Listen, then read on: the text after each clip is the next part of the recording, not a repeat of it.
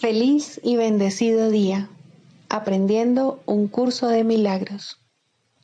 El secreto de la verdadera oración es olvidarte de las cosas que crees necesitar. Pedir algo específico es igual que ver el pecado primero y luego perdonarlo.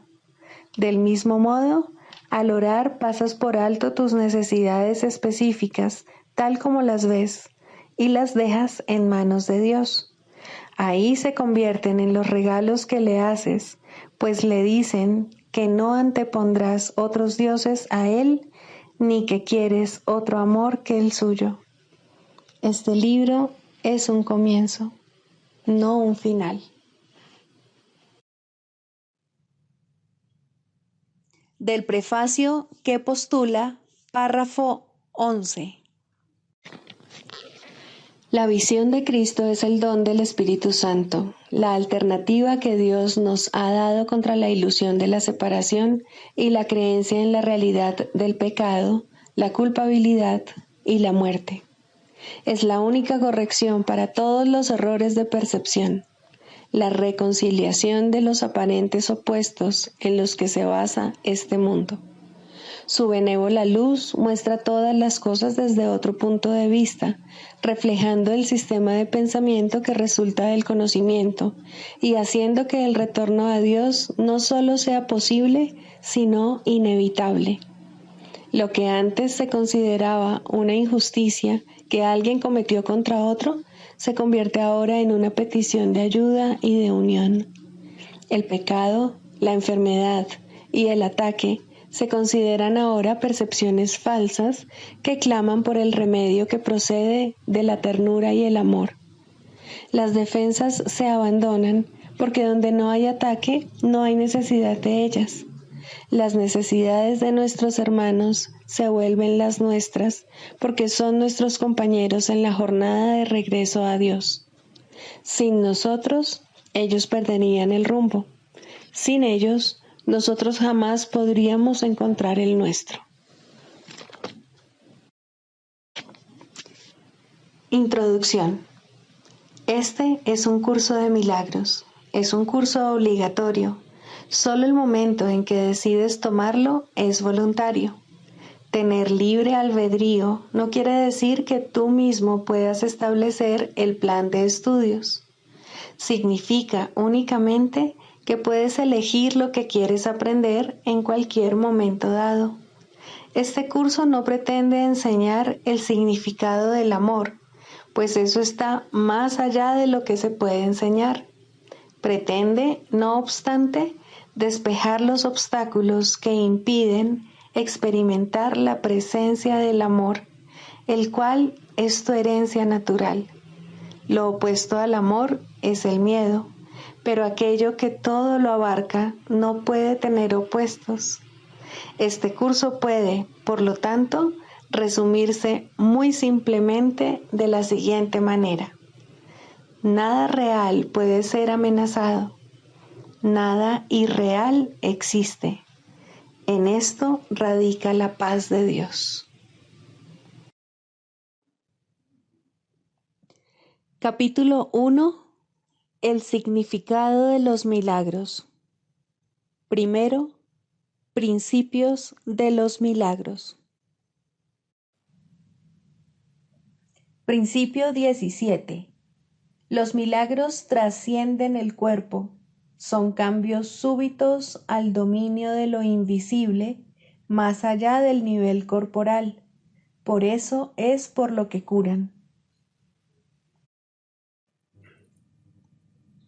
Capítulo 3. La percepción inocente. Primero, expiación sin sacrificio. Hay otro punto que debe quedar perfectamente claro antes de que pueda desaparecer cualquier residuo de temor que aún esté asociado con los milagros. La crucifixión no estableció la expiación, fue la resurrección la que lo hizo. Son muchos los cristianos sinceros que no han entendido esto correctamente. Nadie que esté libre de la creencia en la escasez podría cometer tal equivocación. Si se examina la crucifixión desde un punto de vista invertido, parece como si Dios hubiese permitido e incluso fomentado el que uno de sus hijos sufriese por ser bueno.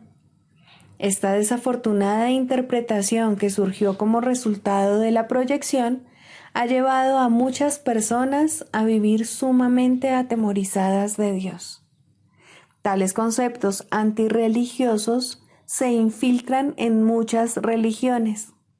El auténtico cristiano, sin embargo, debería hacer una pausa y preguntarse, ¿cómo iba a ser posible esto?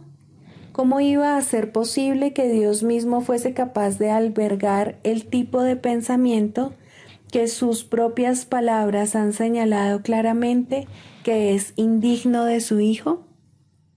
La mejor defensa, como de costumbre, consiste en no atacar la posición de otro, sino más bien en proteger la verdad.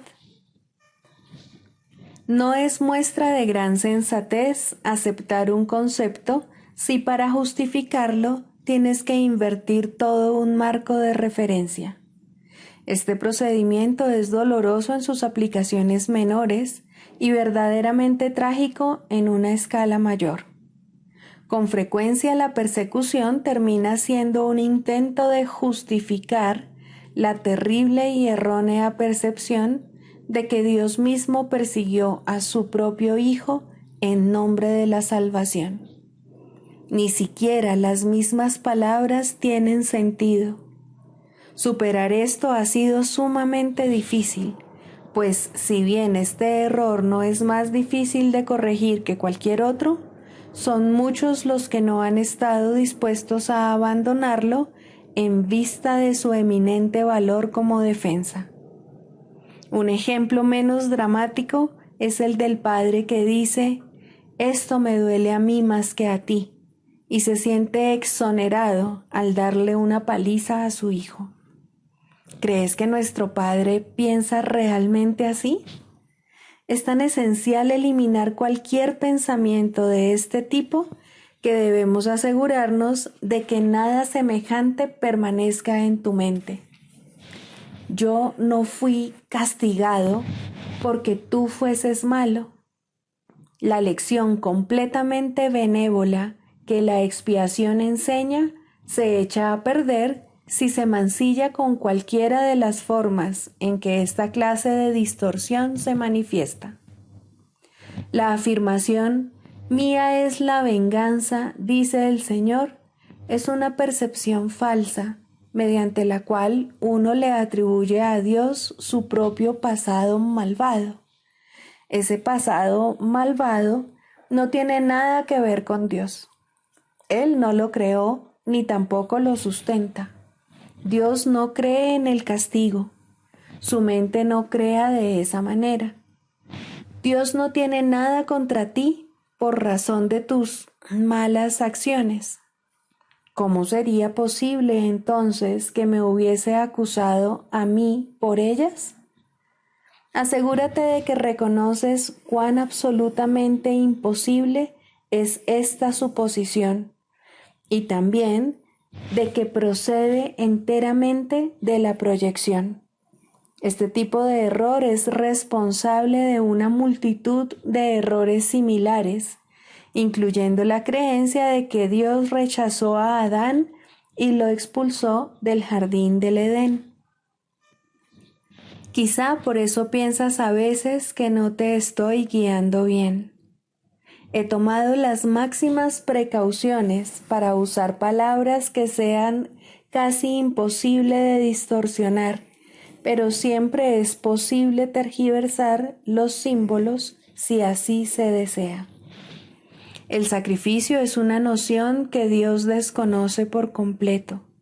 Procede únicamente del miedo, y los que tienen miedo pueden ser crueles. Cualquier forma de sacrificio es una violación de mi exhortación de que debes ser misericordioso, al igual como nuestro Padre en el cielo lo es. A muchos cristianos les ha resultado difícil darse cuenta de que esto les atañe a ellos. Los buenos maestros nunca aterrorizan a sus estudiantes. Aterrorizar es atacar, y como resultado de ello, se produce un rechazo de lo que el maestro ofrece, malográndose así el aprendizaje. Se me ha llamado correctamente el Cordero de Dios que quita los pecados del mundo, mas quienes representan al Cordero manchado de sangre no entienden el significado del símbolo. Si se entiende correctamente, es un símbolo muy simple que habla de mi inocencia. El león y el cordero, tendidos el uno junto al otro, simbolizan que la fuerza y la inocencia no están en conflicto, sino que viven naturalmente en paz. Bienaventurados los puros de corazón, porque ellos verán a Dios, es otra forma de decir lo mismo. Una mente pura conoce la verdad y en eso radica su fuerza. No confunde la destrucción con la inocencia, porque asocia la inocencia con la fuerza y no con la debilidad. La inocencia es incapaz de sacrificar nada, porque la mente inocente dispone de todo y solo se esfuerza por proteger su plenitud. No puede proyectar, tan solo puede honrar a otras mentes, porque honrar a otros es el saludo natural de los verdaderamente amados hacia los que son como ellos. El Cordero quita los pecados del mundo en el sentido de que el estado de inocencia o gracia es uno en que el significado de la expiación es perfectamente obvio. La expiación carece por completo de ambigüedad. Es perfectamente inequívoca porque existe en la luz. Únicamente los intentos de ocultarla en las tinieblas han hecho que sea inaccesible para aquellos que eligen no ver. La expiación de por sí solo irradia verdad. Es, por lo tanto, el epítome de la mansedumbre y derrama únicamente bendiciones. No podría hacer eso si procediese de cualquier otra fuente que no fuese la perfecta inocencia. La inocencia es sabiduría porque no tiene conciencia del mal, y el mal no existe. No obstante, es perfectamente consciente de todo lo que es verdad. La resurrección demostró que nada puede destruir a la verdad. El bien puede resistir cualquier clase de mal, al igual que la luz disipa cualquier clase de oscuridad. La expiación es, por lo tanto, la lección perfecta. Es la demostración concluyente de que todas las demás lecciones que enseñé son ciertas. Si puedes aceptar esta generalización ahora, no tendrás necesidad de aprender muchas otras lecciones de menor importancia. Basta con que creas esto para que te liberes de todos tus errores. La inocencia de Dios es el verdadero estado mental de su Hijo. En ese estado, tu mente conoce a Dios, pues Dios no es algo simbólico, Dios es un hecho. Cuando conoces a su Hijo tal como es, te das cuenta de que la expiación, y no el sacrificio, es la única ofrenda apropiada para el altar de Dios, en el que solo la perfección tiene cabida. El entendimiento de los inocentes es la verdad. Por eso es por lo que sus altares son verdaderamente radiantes. Libro de ejercicios. Pregunta 8. ¿Qué es el mundo real? El mundo real es un símbolo como todo lo demás que la percepción ofrece. No obstante, es lo opuesto a lo que tú fabricaste. Ves tu mundo a través de los ojos del miedo, lo cual te trae a la mente los testigos del terror. El mundo real solo lo pueden percibir los ojos que han sido bendecidos por el perdón, los cuales, consecuentemente, ven un mundo donde el terror es imposible y donde no se puede encontrar ningún testigo del miedo. El mundo real te ofrece una contrapartida para cada pensamiento de infelicidad que se ve reflejado en tu mundo, una corrección segura para las escenas de miedo y los clamores de batalla que pueblan tu mundo. El mundo real muestra un mundo que se contempla de otra manera, a través de ojos serenos y de una mente en paz. Allí solo hay reposo. No se oyen gritos de dolor o de pesar, pues allí nada está excluido del perdón. Y las escenas que se ven son apacibles, pues solo escenas y sonidos felices pueden llegar hasta la mente que se ha perdonado a sí misma. ¿Qué necesidad tiene dicha mente de pensamientos de muerte, asesinato o ataque? ¿De qué puede sentirse rodeada sino de seguridad, amor y dicha? ¿Qué podría haber que ella quisiese condenar? ¿Y contra qué querría juzgar? El mundo que ve emana de una mente que está en paz consigo misma. No ve peligro en nada de lo que contempla, pues es bondadosa y lo único que ve es bondad. El mundo real es el símbolo de que al sueño de pecado y culpabilidad le ha llegado su fin y de que el Hijo de Dios ha despertado. Y sus ojos, abiertos ahora, perciben el inequívoco reflejo del amor de su Padre, la infalible promesa de que ha sido redimido.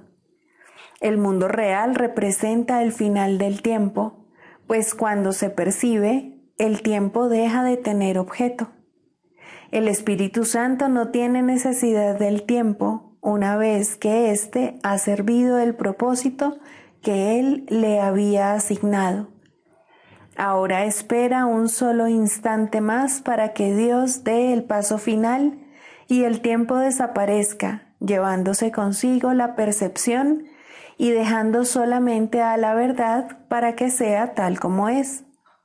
Ese instante es nuestro objetivo, pues en él yace el recuerdo de Dios, y al contemplar un mundo perdonado, Él es quien nos llama y nos viene a buscar para llevarnos a casa, recordándonos nuestra identidad, la cual nos ha sido restituida mediante nuestro perdón. Lección 294. Mi cuerpo es algo completamente neutro. Soy un hijo de Dios. ¿Cómo iba a poder ser también otra cosa? ¿Acaso creó Dios lo mortal y lo corruptible? ¿De qué le sirve al bien amado Hijo de Dios lo que ha de morir? Sin embargo, lo que es neutro no puede ver la muerte, pues allí no se han depositado pensamientos de miedo, ni se ha hecho de ello una parodia del amor. La neutralidad del cuerpo lo protege mientras siga siendo útil. Una vez que no tenga ningún propósito, se dejará a un lado. No es que haya enfermado, esté viejo o lesionado, es que simplemente no tiene ninguna función. Es innecesario y, por consiguiente, se le desecha.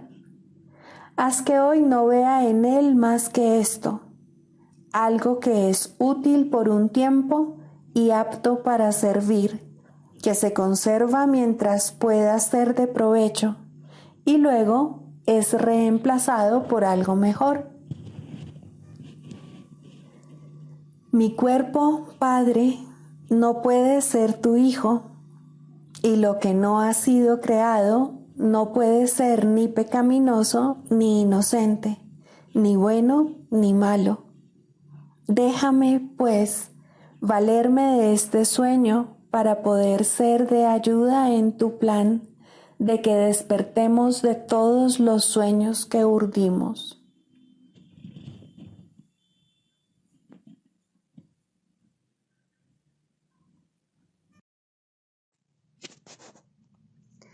Del Manual para el Maestro, pregunta 4. ¿Cuáles son las características de los maestros de Dios? 1. Confianza. He aquí la base sobre la que descansa su capacidad para llevar a cabo su función. La percepción es el resultado de lo que se ha aprendido. De hecho, la percepción es lo que se ha aprendido, ya que causa y efecto nunca se encuentran separados. Los maestros de Dios tienen confianza en el mundo, porque han aprendido que no está regido por las leyes que el mundo inventó. Está regido por un poder que se encuentra en ellos, pero que no es de ellos. Este poder es el que mantiene todas las cosas a salvo. Mediante este poder, los maestros de Dios contemplan un mundo perdonado. Una vez que hemos experimentado ese poder, es imposible volver a confiar en nuestra insignificante fuerza propia. ¿Quién trataría de volar con las minúsculas alas de un gorrión cuando se le ha dado el formidable poder de un águila? ¿Y quién pondría su fe en las miserables ofrendas del ego cuando los dones de Dios se encuentran desplegados ante él? ¿Qué induce a los maestros de Dios a efectuar este cambio? A. Desarrollo de la confianza. En primer lugar, tienen que pasar por lo que podría calificarse como un periodo de deshacimiento. Ello no tiene por qué ser doloroso, aunque normalmente lo es. Durante este periodo parece como si nos estuviesen quitando las cosas, y raramente se comprende, en un principio, que estamos simplemente reconociendo su falta de valor. ¿De qué otro modo se iba a poder percibir lo que no tiene valor, a no ser que el perceptor estuviese en una posición desde la que no puede sino ver las cosas de otra manera? Aún no ha llegado al punto en el que puede efectuar el cambio interno totalmente. Por ello, el plan a veces requiere que se efectúen cambios en lo que parecen ser las circunstancias externas. Estos cambios son siempre beneficiosos. Una vez que el maestro de Dios ha aprendido esto, pasa a la segunda fase. Ahora el maestro de Dios tiene que pasar por un periodo de selección. Este periodo es siempre bastante difícil, pues al haber aprendido que los cambios que se producen en su vida son siempre beneficiosos, tiene entonces que tomar todas sus decisiones sobre la base de si contribuyen a que el beneficio sea mayor o menor.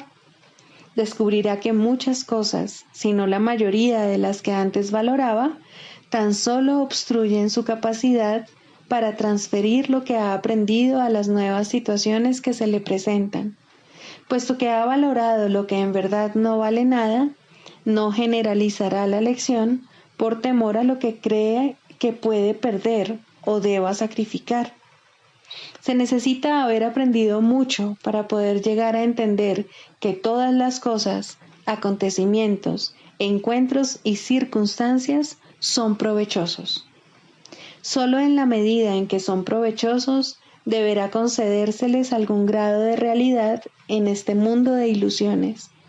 La palabra valor no puede aplicarse a nada más. La tercera fase por la que el maestro de Dios tiene que pasar podría llamarse periodo de renuncia. Si se interpreta esto como una renuncia a lo que es deseable, se generará un enorme conflicto. Son pocos los maestros de Dios que se escapan completamente de esta zozobra. No tiene ningún sentido, no obstante, separar lo que tiene valor de lo que no lo tiene, a menos que se dé el paso que sigue naturalmente. Por lo tanto, El periodo de transición tiene que ser un periodo en el que el Maestro de Dios se siente obligado a sacrificar sus propios intereses en aras de la verdad. Todavía no se ha dado cuenta de cuán absolutamente imposible sería una exigencia así. Esto solo lo puede aprender a medida que renuncia realmente a lo que no tiene valor. Mediante esa renuncia, aprende que donde esperaba aflicción, encuentra en su lugar una feliz despreocupación. Donde pensaba que se le pedía algo, se encuentra agraciado con un regalo. Ahora llega un periodo de asentamiento. Es este un periodo de reposo en el que el Maestro de Dios descansa razonablemente en paz por un tiempo. Ahora consolida su aprendizaje. Ahora comienza a ver el valor de transferir lo que ha aprendido de unas situaciones a otras. El potencial de lo que ha aprendido es literalmente asombroso, y el Maestro de Dios ha llegado a un punto en su progreso desde el que puede ver que en dicho aprendizaje radica su escape. Renuncia a lo que no quieres y quédate con lo que sí quieres. Qué simple es lo obvio y qué fácil. El Maestro de Dios necesita este periodo de respiro. Todavía no ha llegado tan lejos como cree, mas cuando está listo para seguir adelante, marcharán a su lado compañeros poderosos. Ahora descansa por un rato y los convoca antes de proseguir. A partir de ahí, ya no seguirá adelante solo. La siguiente fase es ciertamente un periodo de inestabilidad. El Maestro de Dios debe entender ahora que en realidad no sabía distinguir entre lo que tiene valor y lo que no lo tiene. Lo único que ha aprendido hasta ahora es que no desea lo que no tiene valor y que sí desea lo que tiene. Su propio proceso de selección, no obstante, no le sirvió para enseñarle la diferencia. La idea de sacrificio, tan fundamental en su sistema de pensamiento, imposibilitó el que pudiese discernir. Pensó que había aprendido a estar dispuesto, pero ahora se da cuenta de que no sabe para qué sirve estar dispuesto. Ahora tiene que alcanzar un estado que puede permanecer fuera de su alcance por mucho, mucho tiempo. Tiene que aprender a dejar de lado todo juicio y a preguntarse en toda circunstancia qué es lo que realmente quiere.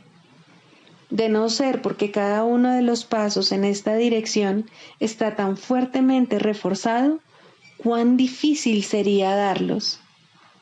Finalmente, llega un periodo de logros. Ahora es cuando se consolida su aprendizaje. Lo que antes se consideraba simples sombras se han convertido ahora en ganancias substanciales con las que puede contar en cualquier emergencia, así como también en los periodos de calma. En efecto, el resultado de esas ganancias no es otro que la tranquilidad, el fruto de un aprendizaje honesto, de un pensamiento congruente y de una transferencia plena. Esta es la fase de la verdadera paz, pues aquí se refleja plenamente el estado celestial. A partir de ahí, el camino al cielo está libre y despejado y no presenta ninguna dificultad. En realidad, ya está aquí. ¿Quién iba a querer ir a ninguna otra parte si ya goza de absoluta paz? ¿Y quién querría cambiar su tranquilidad por algo más deseable? ¿Qué podría ser más deseable?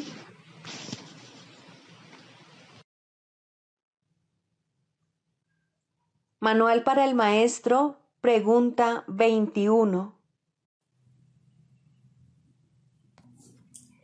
¿Qué papel juegan las palabras en el proceso de curación? Estrictamente hablando, las palabras no juegan ningún papel en el proceso de curación. El factor motivante es la oración o petición. Recibes lo que pides. Pero esto se refiere a la oración del corazón, no a las palabras que usas al orar. A veces las palabras y la oración se contradicen entre sí, otras veces coinciden. Eso no importa. Dios no entiende de palabras, pues fueron hechas por mentes separadas para mantenerlas en la ilusión de la separación. Las palabras pueden ser útiles, especialmente para el principiante, ya que lo ayudan a concentrarse y a facilitar la exclusión o al menos el control de los pensamientos foráneos. No olvidemos, no obstante, que las palabras no son más que símbolos de símbolos. Por lo tanto, están doblemente alejadas de la realidad. En cuanto que símbolos, las palabras tienen connotaciones muy específicas. Aun en el caso de las que parecen ser más abstractas, la imagen que evocan en la mente tiende a ser muy concreta.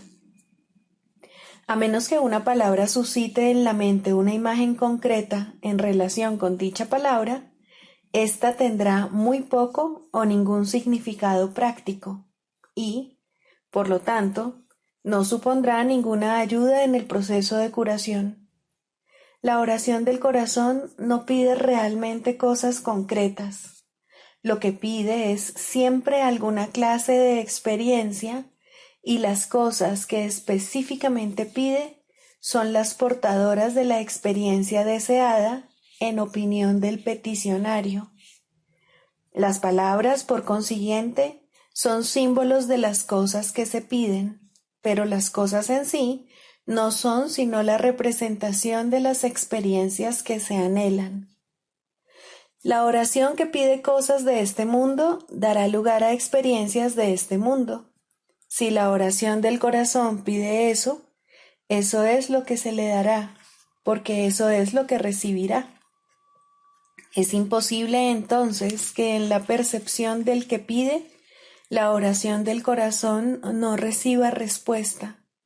Si pide lo imposible, si desea lo que no existe, o si lo que busca en su corazón son ilusiones, eso es lo que tendrá. El poder de su decisión se lo ofrece tal como él lo pide. En esto estriba el cielo o el infierno. Al Hijo durmiente de Dios solo le queda este poder, pero es suficiente. Las palabras que emplea son irrelevantes. Solo la palabra de Dios tiene sentido, ya que simboliza aquello que no corresponde a ningún símbolo humano.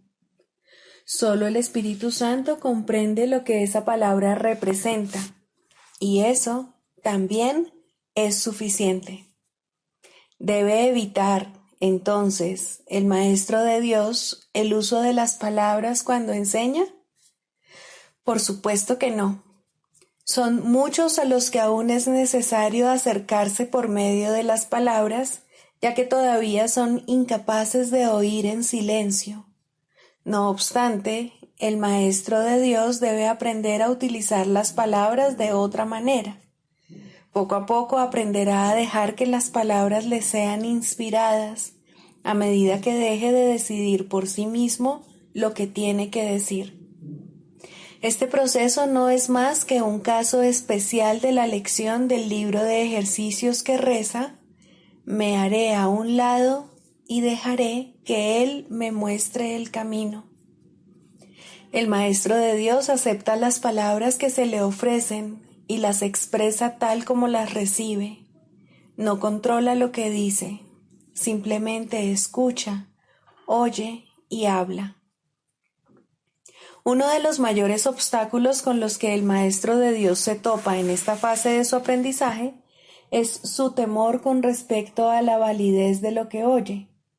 Y en efecto, lo que oye puede ser muy sorprendente.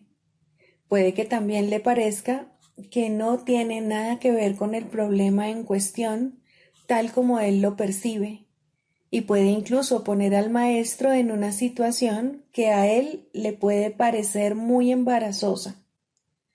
Todas estas cosas no son más que juicios sin ningún valor. Son sus propios juicios, procedentes de una penosa percepción de sí mismo que le convendría abandonar. No juzgues las palabras que te vengan a la mente, sino que, por el contrario, ofrécelas lleno de confianza. Son mucho más sabias que las tuyas.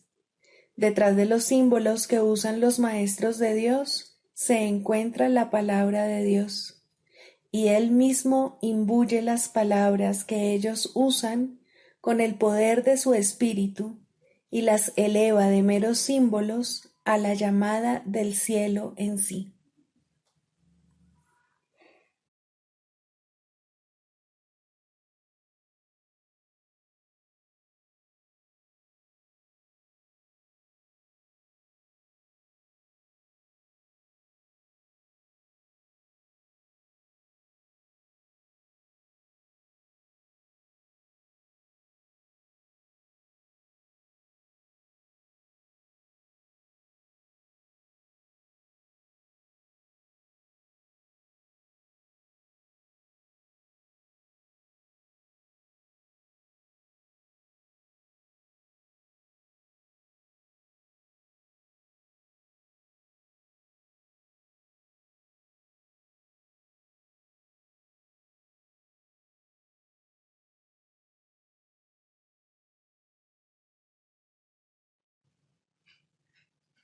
Clarificación de términos. El ego, el milagro. Las ilusiones no perdurarán. Su final es indudable y eso es lo único que es seguro en su mundo. Por eso es por lo que es el mundo del ego. ¿Qué es el ego? El ego no es más que un sueño de lo que en realidad eres. Un pensamiento de que estás separado de tu creador y un deseo de ser lo que él no creó. El ego es un producto de la locura, no de la realidad. Es tan solo un nombre para lo innombrable, un símbolo de lo imposible, una elección de opciones que no existen. Le damos un nombre solo para que nos ayude a entender que no es más que un pensamiento ancestral según el cual aquello que se ha inventado es inmortal. Mas, ¿qué podría proceder de ello excepto un sueño que, al igual que todos los demás sueños, tan solo puede terminar en la muerte? ¿Qué es el ego? El ego no es nada, pero se manifiesta de tal forma que parece ser algo. En un mundo de formas no se puede negar al ego, pues solo él parece real. Mas, ¿podría el Hijo de Dios, tal como su Padre lo creó, morar en una forma o en un mundo de formas? Si alguien te pide que definas al ego y expliques cómo se originó, es porque cree que el ego es real e intenta, por definición, asegurarse de que su naturaleza ilusiva quede oculta tras las palabras que parecen otorgarle realidad. Ninguna definición que se haya hecho de una mentira puede hacer que ésta sea verdad, ni tampoco puede haber una verdad que las mentiras puedan realmente ocultar. La irrealidad del ego no se niega con palabras, ni su significado se vuelve claro por el hecho de que su naturaleza parezca tener una forma. ¿Quién puede definir lo indefinible? Sin embargo, incluso para esto hay una respuesta. No podemos formular realmente una definición de lo que es el ego, pero sí podemos decir lo que no es. Y esto lo podemos ver con perfecta claridad. Basándonos en eso, podemos deducir lo que es. Observa su opuesto y verás la única respuesta que tiene sentido. A lo opuesto al ego, desde cualquier punto de vista, origen, efectos y consecuencias, le llamamos milagro. En él encontramos todo lo que no tiene que ver con el ego en este mundo. El milagro es lo opuesto al ego, y solo en él podemos observar lo que era el ego, pues en él vemos lo que éste aparentemente hacía, y la causa y sus efectos no pueden sino seguir siendo una misma cosa. Donde antes había obscuridad, ahora veremos luz. ¿Qué es el ego? Lo que antes era la obscuridad. ¿Dónde está el ego? Donde antes estaba la obscuridad. ¿Qué es ahora y dónde puede encontrársele? No es nada y no se le puede encontrar en ninguna parte. Ahora la luz ha llegado y su opuesto se ha ido sin dejar ni rastro. Donde antes había maldad, ahora hay santidad. ¿Qué es el ego?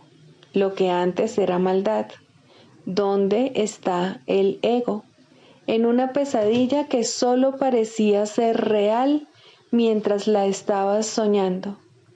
Donde antes había crucifixión, ahora está el Hijo de Dios. ¿Qué es el ego? ¿Quién tiene necesidad de preguntar? ¿Dónde está el ego? ¿Quién necesita ir en busca de ilusiones ahora que los sueños han desaparecido? ¿Qué es un milagro? Un milagro es un sueño también, pero si observas todos los aspectos de ese sueño, jamás volverás a dudar. Observa el bondadoso mundo que se extiende ante ti mientras caminas envuelto en mansedumbre. Observa a los ayudantes que encuentras a lo largo del camino que recorres, felices ante la certeza del cielo y la garantía de paz. Y observa también, por un instante, lo que por fin dejaste atrás y finalmente pasaste de largo. Esto es lo que era el ego, el odio cruel, la necesidad de venganza y los gritos de dolor, el miedo a la muerte y el deseo de matar, la ilusión de no tener hermanos y el yo que parecía estar solo en el universo. El milagro corrige este terrible error con respecto a ti mismo, con la misma dulzura con la que una madre amorosa adormece con su canto a su criatura. ¿No preferirías escuchar un canto así? ¿No contestaría ese canto todo lo que pensabas preguntar, haciendo incluso que la pregunta dejase de tener sentido?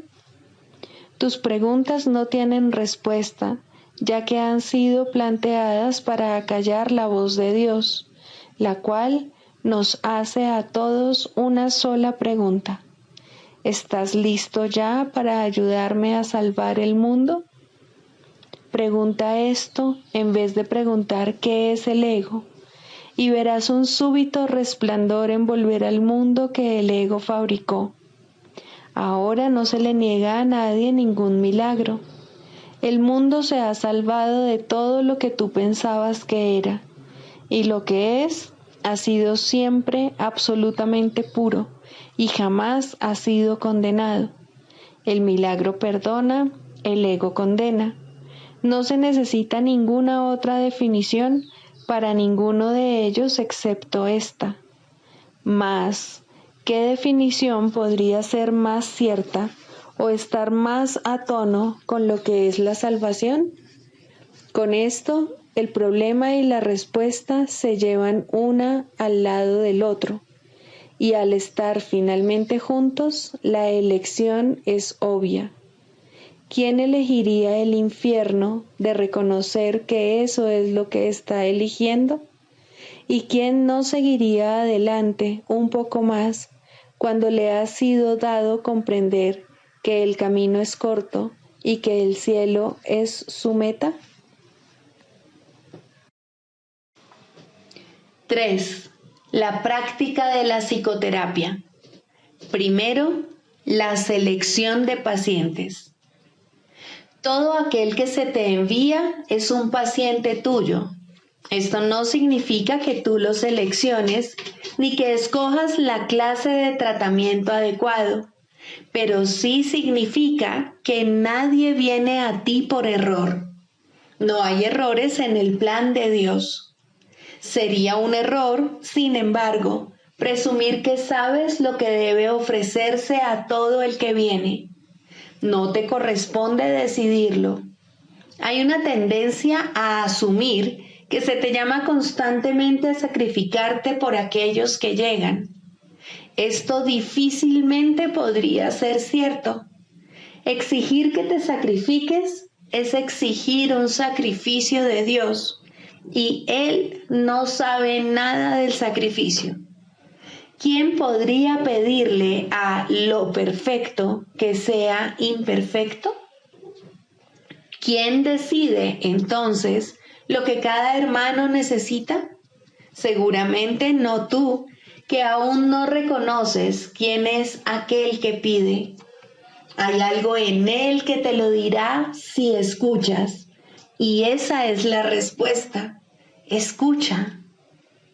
No exijas, no decidas, no sacrifiques. Escucha.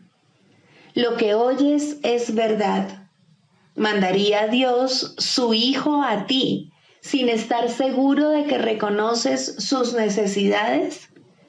Piensa lo que Dios te está diciendo. Él necesita que tu voz hable por Él. ¿Podría ser algo más santo? ¿O ser un regalo mayor para ti? ¿Preferirías escoger quién sería Dios o escuchar la voz de aquel que es Dios en ti? Tus pacientes no necesitan estar físicamente presentes para que les sirvas en el nombre de Dios. Esto puede ser difícil de recordar, pero Dios no va a consentir que sus regalos para ti se limiten a los pocos que en efecto ves. Puedes ver otros también, pues la visión no está limitada a los ojos del cuerpo.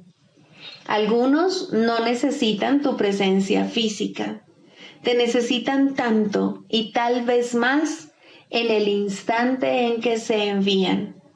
Los reconocerás en la forma que pueda ser más útil para ambos. No importa cómo vengan, serían enviados en la forma en que sea más útil.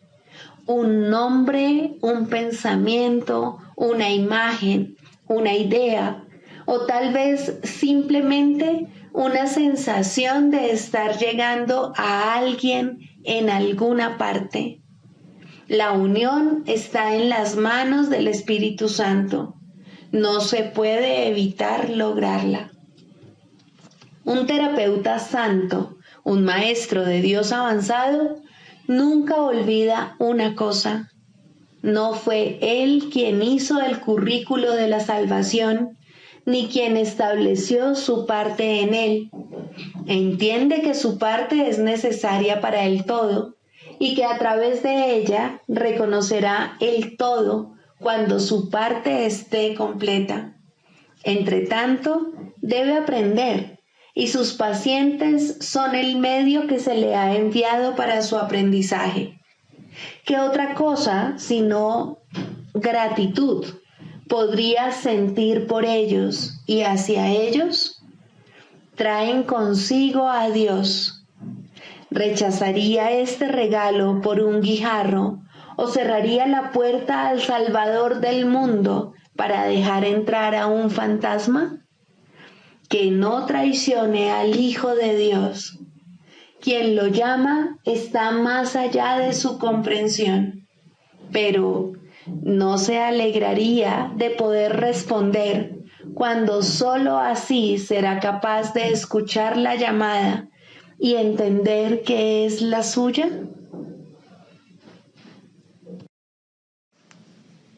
El canto de la oración.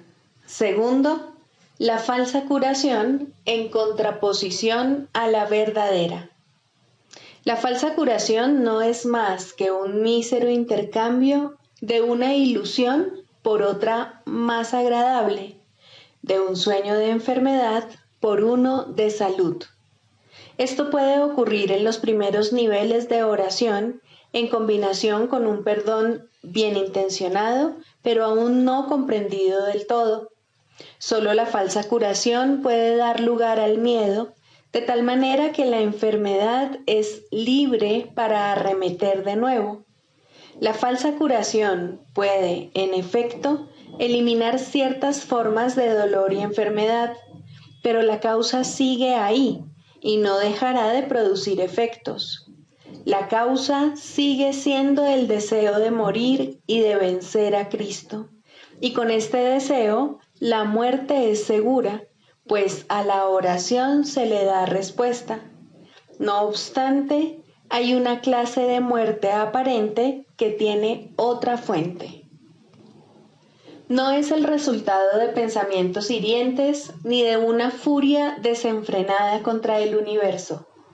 Significa simplemente que la utilidad del funcionamiento del cuerpo ha concluido, de manera que se elige abandonarlo en forma similar a como uno se desprende de una vestimenta desgastada. Esto es lo que debiera ser la muerte, una elección tranquila que se lleva a cabo felizmente y con una sensación de paz, pues el cuerpo se ha usado con bondad para ayudar al Hijo de Dios en el camino que lo lleva a su Padre. Le damos las gracias al cuerpo por el servicio que nos ha prestado, pero nos sentimos agradecidos también de que ya no haya necesidad de seguir transitando por el mundo de las limitaciones, ni de alcanzar al Cristo en formas borrosas y, a lo sumo, poder verlo claramente en amorosos destellos. Ahora podemos contemplarle sin velos, en la luz que hemos aprendido a ver nuevamente. Llamamos a esto muerte, pero es libertad. No se presenta en formas que parecen imponerse con dolor a una carne renuente, sino como una dulce bienvenida a la liberación. Si ha habido verdadera curación, esta puede ser la forma en que la muerte llegue cuando sea el momento de descansar por un rato de la labor gustosamente realizada y gustosamente concluida. Ahora nos dirigimos en paz a una atmósfera más despejada y a climas más suaves, donde no es difícil ver que los regalos que dimos nos fueron salvaguardados. Cristo nos resulta más claro ahora. Su visión es más sostenida en nosotros. Su voz, la palabra de Dios, más claramente nuestra. Este sereno pasar de un nivel de oración más elevado a un tierno perdón de las cosas del mundo solo puede recibirse con agradecimiento. Pero primero, la verdadera curación tiene que haber bendecido a la mente con amoroso perdón por los pecados con los que soñó e impuso sobre el mundo. Ahora sus sueños se desvanecen en un tranquilo descanso. Ahora su perdón viene a sanar el mundo y está lista para partir en paz, pues la jornada ha llegado a su fin y las lecciones se han aprendido. Eso no es muerte de acuerdo con el pensar del mundo, pues la muerte es cruel ante sus atemorizados ojos y se manifiesta en forma de castigo por el pecado. ¿Cómo podría entonces ser una bendición? ¿Y cómo puede dársele la bienvenida cuando se le debe temer? ¿Qué curación ha tenido lugar en semejante visión de lo que no es, sino la apertura del portal a un nivel de oración más elevado y a la dispensación de una amorosa justicia? La muerte es una recompensa, no un castigo, pero este punto de vista solo puede proceder de una curación que el mundo no puede concebir. No hay tal cosa como una curación parcial.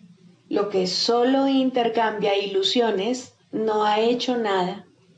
Lo que es falso no puede ser parcialmente cierto. Si has sanado, tu curación es total. El perdón es el único regalo que puedes dar y el único que puedes recibir. La falsa curación se basa en la sanación del cuerpo, pero deja la causa de la enfermedad intacta, lista para arremeter de nuevo hasta que, en aparente victoria, provoca una muerte cruel. Se puede mantener a raya por algún tiempo y puede haber un breve respiro mientras aguarda para descargar su venganza contra el Hijo de Dios. Mas no se puede superar hasta que toda la fe que se había depositado en ella se deje de lado y se ponga en cambio en el sustituto que Dios ha provisto para los sueños malvados, un mundo en el que no hay un velo de pecado que lo mantenga en las tinieblas y desconsolado. Por fin las puertas del cielo se abren de par en par y el Hijo de Dios es libre para entrar al hogar que está listo para darle la bienvenida y que fue preparado antes que el tiempo fuese y que aún continúa esperando por él.